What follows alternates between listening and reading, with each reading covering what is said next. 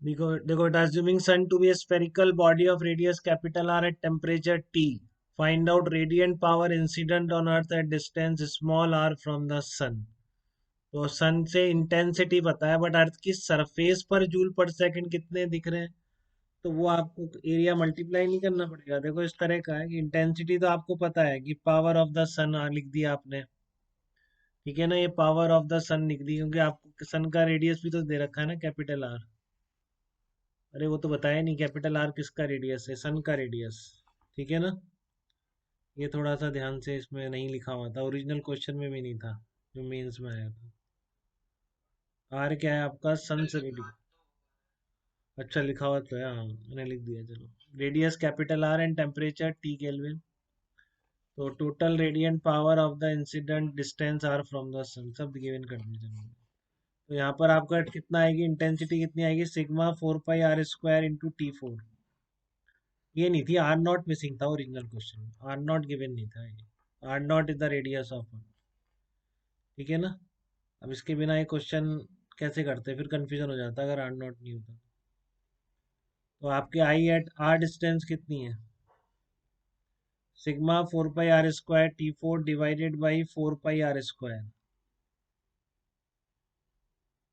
देखो ये कोई दिक्कत तो नहीं है आपको, पावर यही लिखना है, अभी तो लिखा है तो हमने, स्टीफन्स लॉ से सन की पावर जूल पर सेकेंड डिवाइडेड बाय ये पूरा एरिया, तो ये आर डिस्टेंस पर इंटेंसिटी आ जाएगी, ठीक है।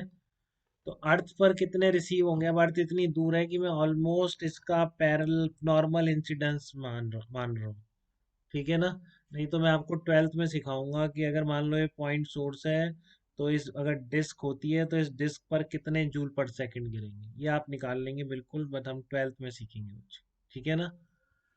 कि अगर ये डिस्क होती तो यहाँ पर मैं डिस्क नहीं मान रहा हूँ क्योंकि ये बहुत दूर है, तो ऑलमोस्ट नॉर्मल इंसिडेंस मान के, तो प्रोजेक्टेड परपेंडिकुलर एरिया कितना हो जाएगा स्फीयर का प्रोजेक्टेड, ये सर्कल ही बनेगा। तो इस सर्कल नॉर्मल अगर गिर रही है तो इस सर्कल पर जितने जूल पर सेकंड गिरेंगे सारे इस कर्व सरफेस पर पहुंचेंगे कि नहीं पहुंचेंगे।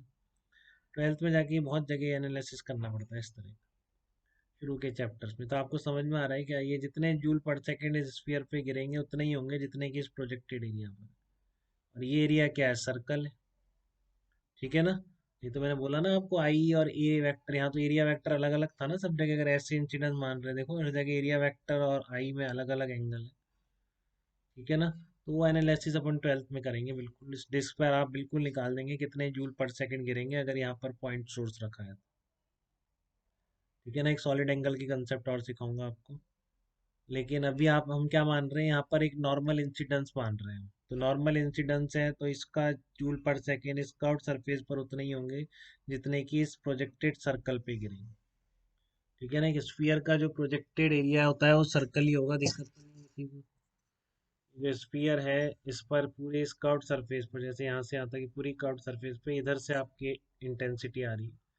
देखो आप जो भी इंटेंसिटी गिर रही है इस एरिया को अगर प्रोजेक्ट करके यहाँ एक सर्कल बना लोगे, उस सर्कल पर जितनी जा रही है वो सारी इस कर्व्ड सरफेस एरिया पे गिरेगी, ठीक है ना। वो प्रोजेक्टेड एरिया यहीं से निकलेगा, इसलिए वो कितना होगा, पाई r0² हो जाएगा, ठीक है ना। वो कितना हो जाएगा, आई इंटेंसिटी इंटू पाई r0²। तो इंटेंसिटी आप ऑलरेडी निकाल लिया आपने, ये रही, ठीक है। तो पाई r0² कर दो तो देखो आप 4 पाई कट जाएगा, तो ये आ जाएगा आपका सी आंसर हो जाएगा।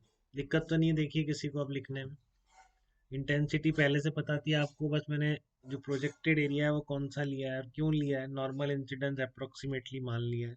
नॉर्मल इंसिडेंस नहीं मानूंगा तो मैं नहीं लिख सकता, मेरे को सॉलिड एंगल से लिखना पड़ेगा, वो हम ट्वेल्थ में पढ़ेंगे, ठीक है। तो अभी नॉर्मल इंसिडेंस मानते हुए मैंने कितने जूल पर सेकेंड अर्थ की, ध्यान रखेंगे इस एनालिसिस को, हमेशा इंपॉर्टेंट है ये, तो आप थोड़ा गहराई से समझ पाएंगे आगे चीज़ें, ठीक है। चलिए।